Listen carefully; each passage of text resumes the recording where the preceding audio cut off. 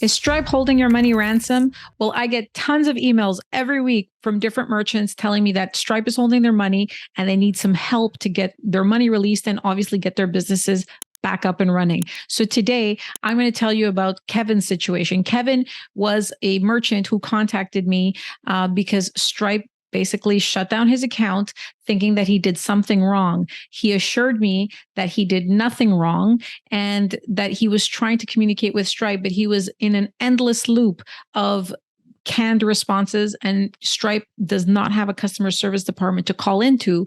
So he was just sending endless emails to them with responses that just didn't make sense that were coming back to him. So I'll tell you a little bit about Kevin's situation. He said he started a store about a couple of months ago.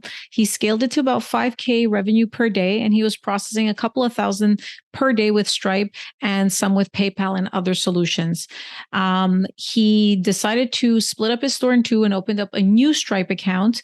And then a couple of weeks later, one chargeback came in on the new account, and Stripe decided to close their account immediately and blocked him from withdrawing any funds and held any money that he had, which was about $33,000 at that point. So obviously I understand and I sympathize with Kevin. I mean, this is a really difficult thing to have happen to you if you're running a clean and legit business and some algorithm from Stripe misunderstood, and now obviously you're not able to operate. And if you're buying ads and you're spending a lot of money, this can run into hundreds of thousands of dollars of losses very, very quickly. So a couple of things that are important. First of all, if you're listening to this and you're still processing with Stripe, you should get yourself a backup solution. Just like you have backup servers and backup employees and backup different backup mechanisms for your business, having a backup merchant processor or backup payment processing solution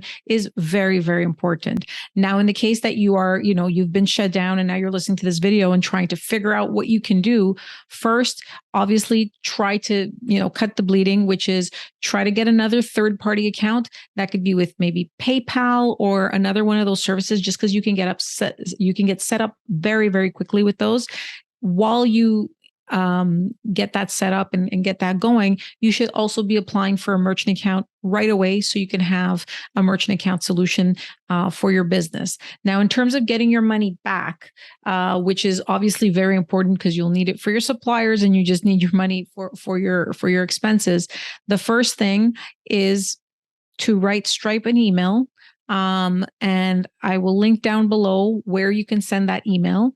And then you could also send them a physical letter. Now, depending on if you're in the States or in Europe or in Canada, there's a different mailing address, but all the information that you need can be found in Stripe's terms and conditions. By law, they need to be putting information of where you can contact them in their terms and conditions. So if you go to Stripe in your region, in the terms and conditions, usually linked at the page footer, you will be able to find an address for their legal department and for their customer service department. And you can send a letter to both. I recommend it should be a registered letter, and you can just explain to them, why your business is legitimate, why this decision was made erroneously, and ask for, your money to be released. Now, keep in mind, these things could take time. By the time you send the letter and get it back, it could take a couple of weeks. So the first things first, like I said, is get your business up and running. Secondly, contact them. They are very difficult to contact by phone. There are no actual phone numbers that you can reach out to Stripe. They don't advertise them. So, email is the only way to go. Now you can email the legal department. The legal department, obviously, if you're doing nothing wrong and you're just, there was maybe an innocent mistake or whatever, sometimes they will re-enable your account. But keep in mind that's short-lived. You should still be looking for another merchant account or another solution. So number one, get yourself another merchant account. Start with maybe PayPal so you can start processing while you get a merchant account. Number two, send them a letter, like a physical letter, in addition to the emails that you send them. Number three, expect that they can keep your money up to 9 months. So Stripe actually has the longest delays in returning your money. So they have put it in their terms and conditions that they can hold your money for 9 months. Now, that being said, keep in mind that you can get your funds released a lot faster. You just have to be strategic about it. So if you've had very few chargebacks, just a couple, you can start by asking them to release 50% of your money.